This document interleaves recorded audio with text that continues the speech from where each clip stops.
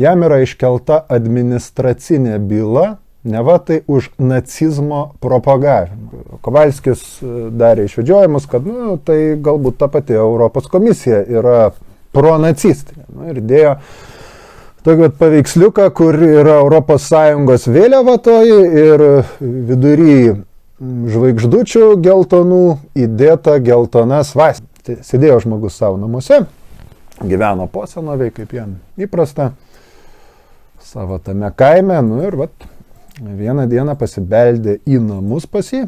Dabar žmogui gresia, kaip sakiau, bauda nuo 400 iki 900 eurų. Prieš tai Kovalskis jau buvo užbauduotas ne kartą ir, jeigu aš neklystu, tai dėl atseit tarybinės simbolikos draudžiamos demonstravimo, žodžiu, dėl protarybinės propagandos. Tai dabar realiai už antinacistinių idėjų propagavimą jis yra persekiojamas už atseit nacizmo propagavimą. Ryšim su kuo raginu visus, kurie gali savo tai leisti ir nori, finansiškai Joną paremti.